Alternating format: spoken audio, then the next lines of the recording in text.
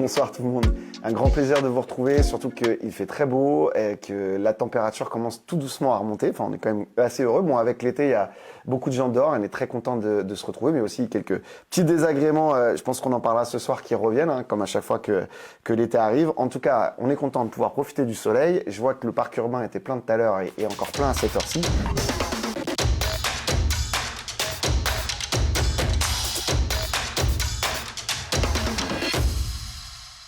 On a eu pas mal de signalements de problématiques de transport, notamment je fais un petit coucou à Marthe Baguidi qui est élue avec nous et qui prend les transports assez tôt, qui nous a parlé de problèmes de bus réguliers. N'oubliez pas que vous avez une plateforme depuis, alors elle doit être accessible depuis le site de la communauté d'agglomération, donc la CPS, Communauté Paris-Saclay.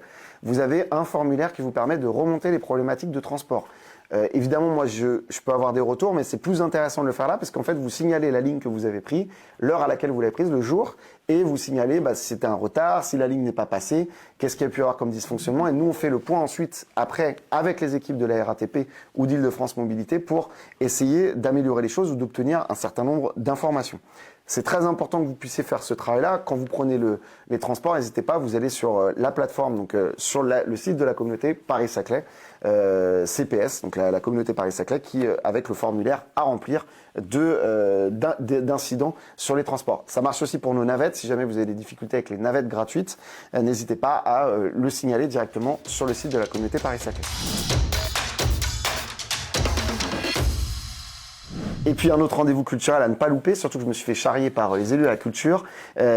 Présentation de saison culturelle le vendredi 30 juin à 20h à Borézian. C'est une entrée libre. Sur inscription pour qu'on puisse être sûr de pouvoir vous accueillir. Vous allez vous appelez le service culturel pour pouvoir réserver une place. C'est une soirée qui vous permettra de découvrir ce qui va se passer dans la saison culturelle.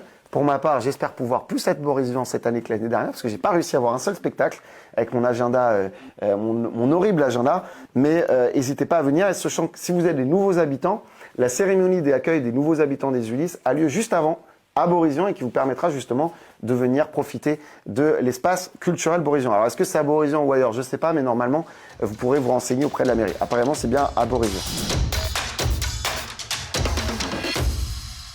Le foyer à demain, donc c'est un foyer qui a été construit aux Ulysses au début des années 70 pour accueillir les personnes qui sont venues travailler, qui sont venus immigrer et travailler.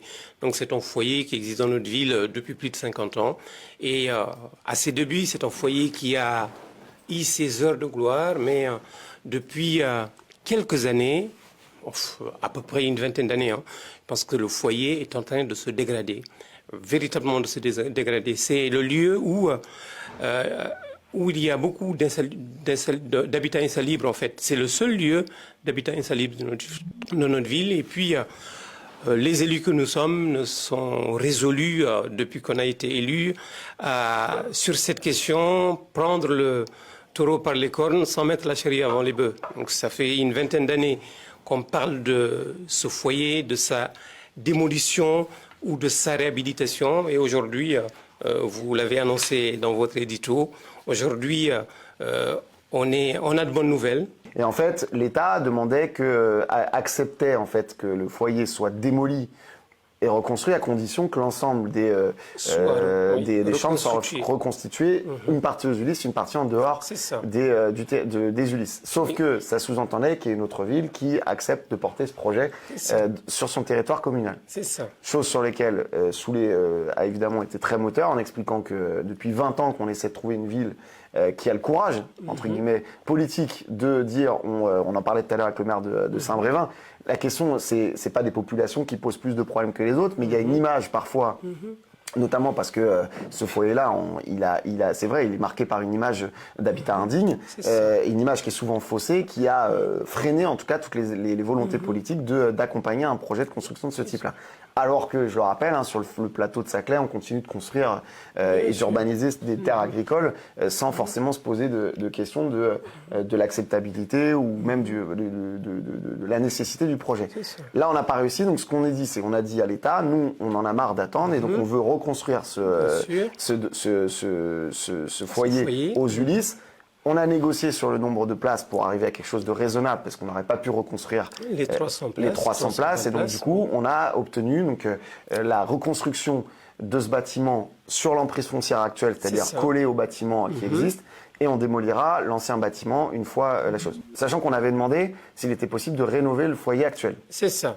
Il était possible de rénover le foyer actuel, mais les conditions les conditions d'insalubrité font que c'est un foyer qu'il faut vraiment démolir. Moi, je pense que c'est quelque chose sur lequel il faut faire le deuil. On ne peut pas réhabiliter en bâtiment comme ça. Il faut démolir et reconstruire. Et la démolition commencera une fois que tout le monde sera sorti, mais la construction sera finie avant la démolition. C'est ça. Et donc, du coup, on aura effectivement, a priori, comme on l'avait annoncé, milieu d'année 2026, tout le monde sera logé dans quelque chose de C'est propre. ça. Et Oui. donc, on n'aura plus de logement indigne. Insalubre, La démolition aura lieu dans la foulée.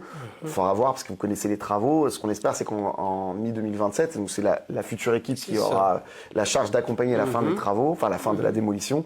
Normalement, le foyer n'existera plus. Oui. Bonne soirée à tous, prenez soin de vous, bon apéro, bonne terrasse du Radazik. À tout de suite. Bye bye. Au revoir.